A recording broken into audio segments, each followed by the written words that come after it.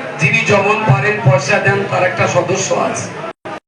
আমি বলবো আপনারা যারা এই সংগঠনের সদস্য হননি, তারা বেশ সদস্য হবেন।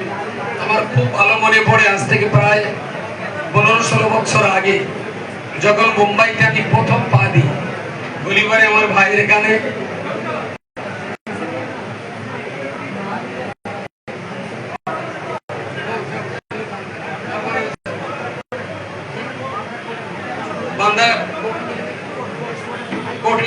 ওখানে একটা সভা হয়েছিল। তারপরের বছর কি 1-2 বছরের ভিতরে আমরা গলিবারে একটা ইফতার মাহফিলের আয়োজন করেছিলাম। তারপরে আলহামদুলিল্লাহ এখন আকলাতে এই অনুষ্ঠান গত 2 বছর চলেছে, আজও এখানে চলছে। একটু সুন্দরভাবে মিলেমিশে ঐক্যবদ্ধভাবে থাকুন।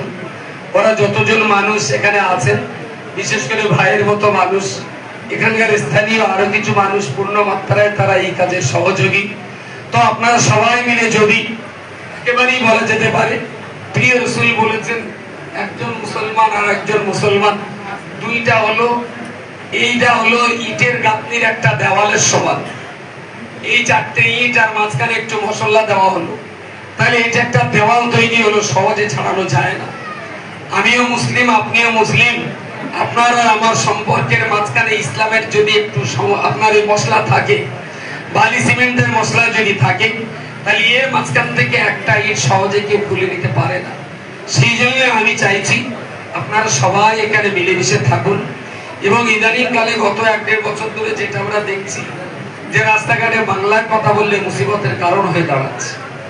মেদিনীপুরে রাস্তাঘাটে ঘোরাফেরা করলেও সেটাও একটা মুসিবতের কারণ। এদেরকে বাংলাদেশি বলে আখ্যায়িত করা হচ্ছে। এটা অত্যন্ত দুঃখজনক যে ভারতবর্ষে জন্ম নিয়ে এই ভারতের আলো বাতাস খেয়ে বড় হয়েও এই ভারতবর্ষে দাঁড়িয়ে যদি বাংলাদেশি শুনতে হয়, তাহলে যারা নির্বাচন করে তাদের একটু অন্তত একটু গভীর ভাবে সত্য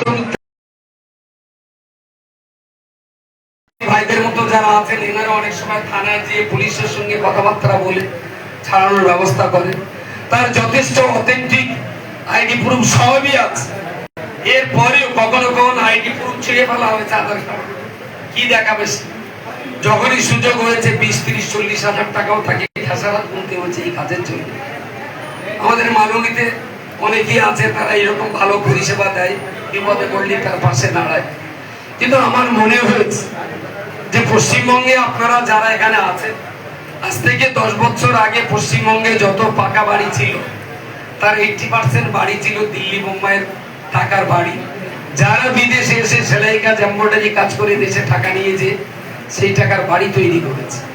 প্রতি মাসে যদি হিসাব করা হয়, কয়েক হাজার কোটি টাকা বোম্বাই থেকে বাংলায় ঢুকছে। আমার মনে হয় বোম্বাই থেকে বাংলায় যদি মাসে কয়েক হাজার কোটি টাকা ঢুকে থাকে, তাহলে বাংলার পার্লামেন্ট, বাংলার রাইটার্স বিল্ডিং এ যারা আছেন, তাদেরও একটা ছোটখাটো দায়িত্ব বর্তায় যে বোম্বাই থেকে যারা এত টাকা প্রতি মাসে বাংলায় নিয়ে আসছে, তাদের সুখ দুঃখ মুসিবতের পাশে তাদের দাঁড়ানো উচিত বলে এটা আমি মনে করি। অন্তত হার স্টেট একটা করে পশ্চিমবঙ্গ সরকারের এমন একটা অফিস থাকা উচিত যে প্রবাসী বাঙালি তারা কোন রকমের বিপদ মুসিবতে পড়লে সেই অফিসে গেলে তারা একটা ভালো